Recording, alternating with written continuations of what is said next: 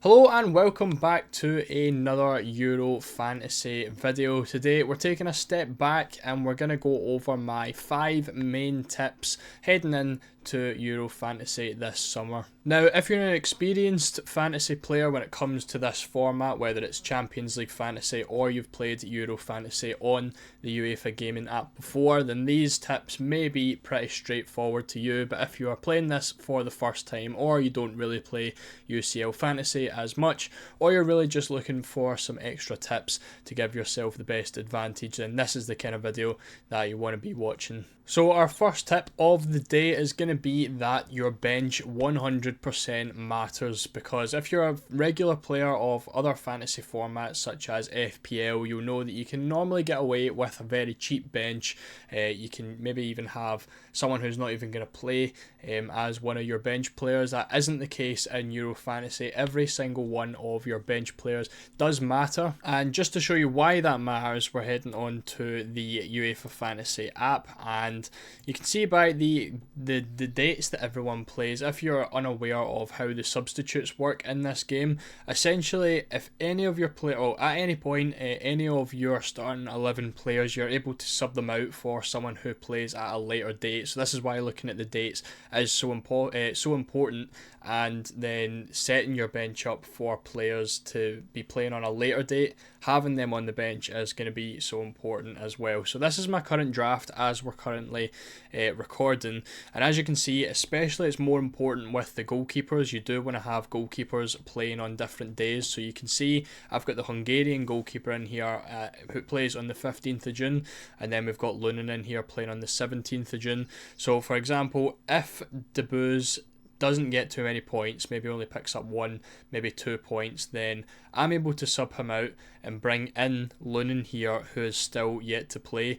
If you're unaware of how that works, basically you're going to lose all of the points that Deboo's has earned, and obviously gaining whatever Lunin earns. Now this is going to be the case with all of the players, so you can see all of my players in my starting 11 are playing before my bench does. So I've got all my bench players playing on the final day, which is the 18th of June, which means by the time the 18th of June comes round, every single one of these players has gonna have played a game. So that gives me the option of taking out literally the 3 lowest scoring players and bringing in all 3 of these guys for a second chance pretty much. So that is why you want to be putting a lot more effort into your bench on this game than you do in FBL, because you are going to want players who are going to play. You're going to be wanting players who can score, who can get ball recovery points, who are just going to get a lot of points that you can bring on, because you don't want to have maybe someone like, for example, Gundogan gets 1 or 2 points. You don't want him to be coming off for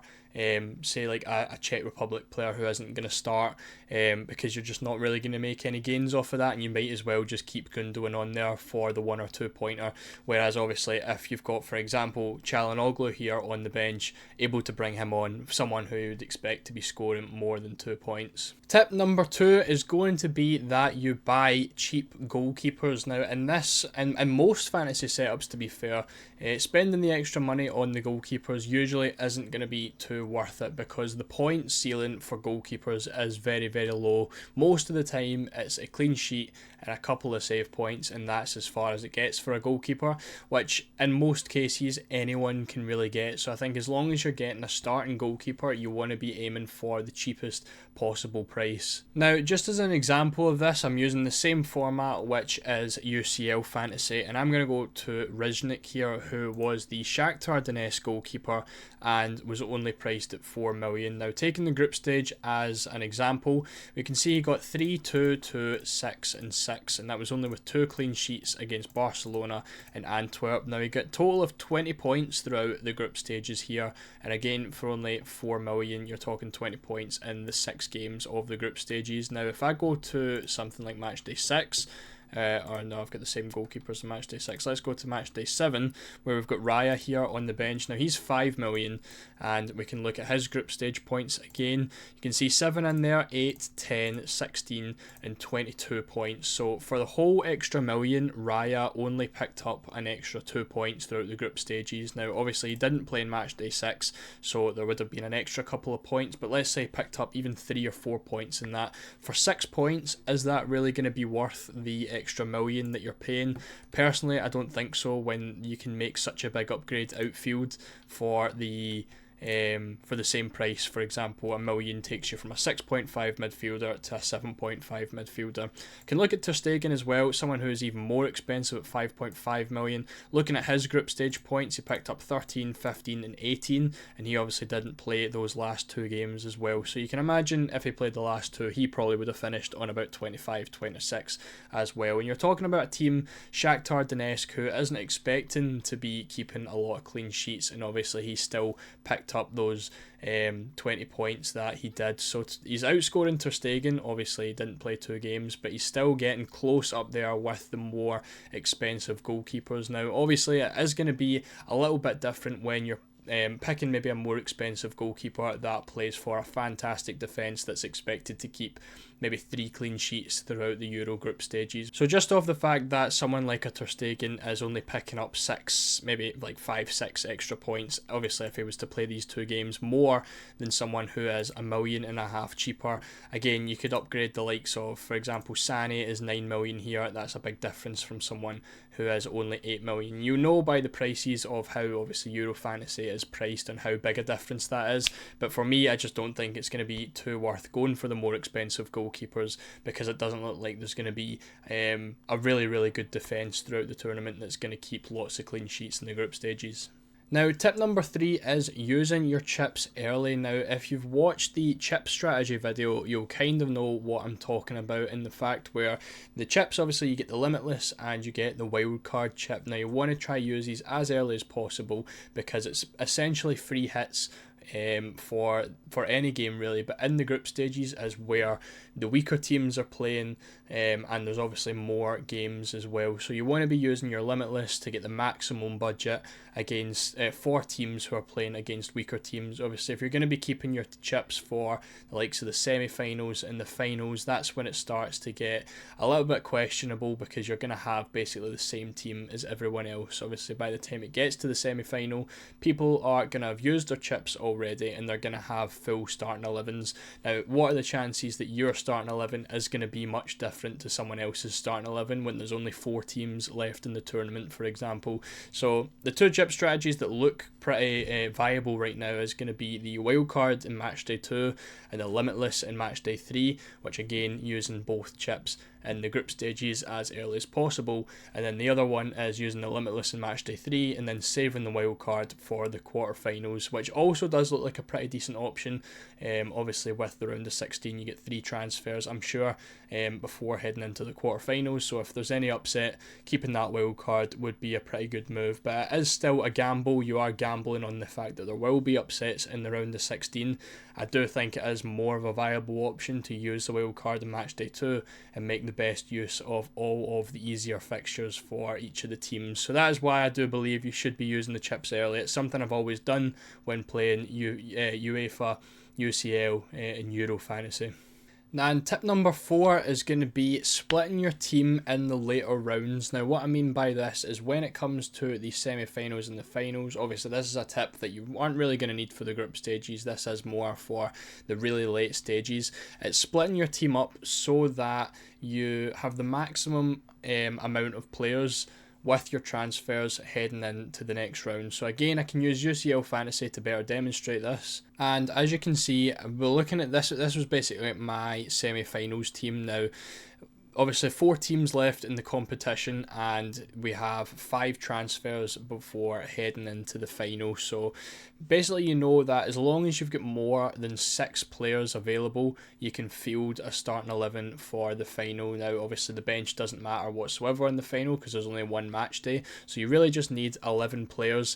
Now the best way to do that obviously is to guarantee yourself having more than 6 players available. So 4 teams, I had 3 from Real Madrid, I had 3 from PSG, I had 4 from Bayern Munich, and I had 4 from Borussia Dortmund. So essentially, if, for example, what happened was Bayern Munich and PSG get eliminated, that would be 4 players from Bayern and 3 players from PSG eliminated, which would have left me with 1, 2, 3 for Real Madrid and 1, 2, 3, 4 for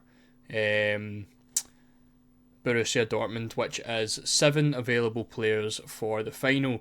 Now, that obviously with 5 transfers, that would give me 12 players. Now, even if, for example, it was Real Madrid and Bayern that made the final, that would be PSG 3 players and then 4 players again from Dortmund, which again would give me 6 players left over, and obviously with those 5 transfers I'd still be able to field an 11.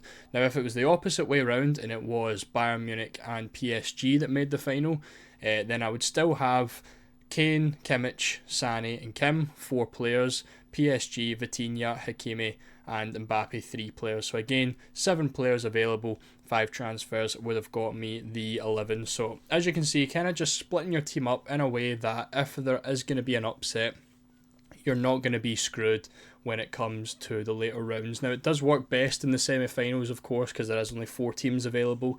When you're looking at the quarters and stuff, there is obviously 8 teams and it's a lot harder to do, but even just going for like 2, maximum 3 players from each of the teams is definitely the best way to go.